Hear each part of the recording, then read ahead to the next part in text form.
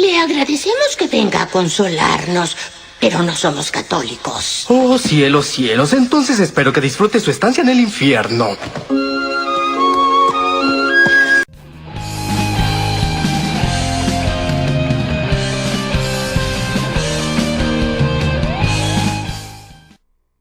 No sé qué decirles.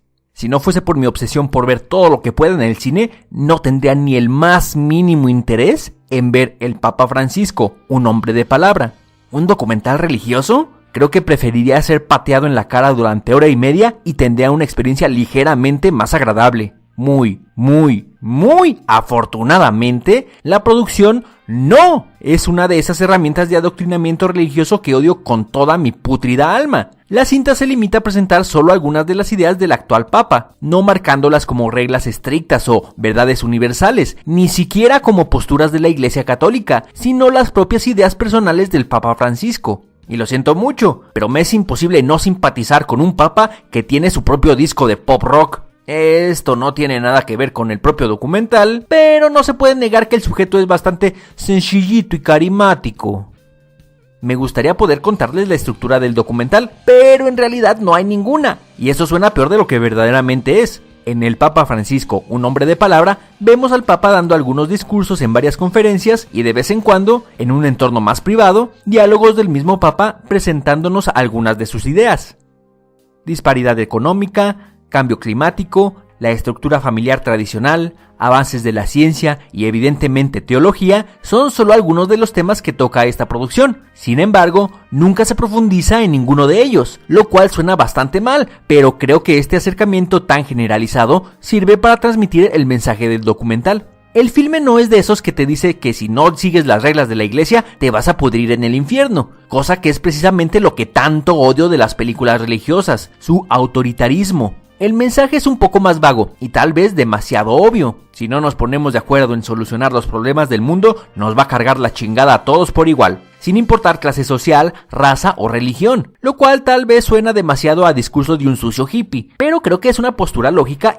Esta generalización hace que no se tenga demasiado tiempo para profundizar en los temas que se tocan, aunque hay algunos que se mencionan más vagamente que otros, ya que, evidentemente, resultan incómodos para la religión católica, como lo es su postura ante la comunidad gay y el tema más escabroso e incómodo para esta organización religiosa, los casos de pederastía y abuso sexual dentro de la propia iglesia. Es cierto, estos temas se sienten mucho menos desarrollados que el resto, pero lo que me sorprendió un poco es que la producción se atreve a mencionarlos y no a fingir que dichos problemas no existen, lo cual es un buen comienzo, uno muy pequeño y bastante tardío, pero un comienzo a fin de cuentas. Además de que al hablar de estos temas, y todos los de la película en general, nunca se siente que la producción se dé baños de pureza, ni que le hable de manera condescendiente al público, buscando el prietito en el arroz, y porque no debo perder mi postura de cínico malhumorado. Lo que sí me resulta incómodo es que se excluye completamente la separación de la iglesia y el Estado entre la larga lista de temas. Demasiado conveniente, ¿no?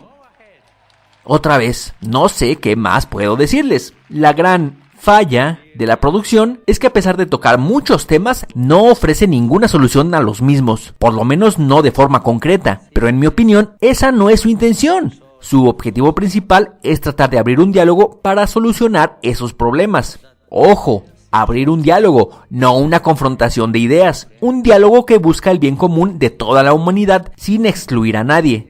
Tal vez mi propia percepción se deba a que esperaba un sermón aburrido y vomitivo de iglesia, y el no tener que sufrir ese martirio me dejó con un buen sabor de boca. Sin embargo, aunque no considero que la producción sea mala, tampoco creo que logre llamar la atención de un público laico, lo cual es un tanto triste, ya que es precisamente el que se pretende alcanzar. Y aunque no puedo decir que la pasé mal, tampoco tengo la intención o necesidad de ver este documental de nuevo.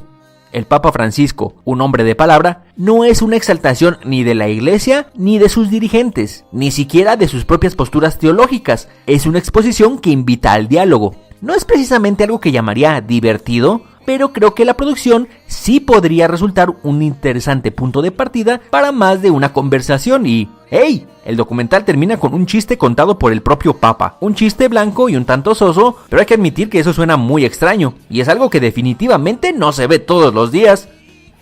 El Papa Francisco, un hombre de palabra. 3 de 5. buena. Mejor que Dos Coronas, Fátima, el último misterio. No saben cómo odio ese último disque documental. Mierda como esa es la que me hace prejuicioso en cuanto a películas religiosas.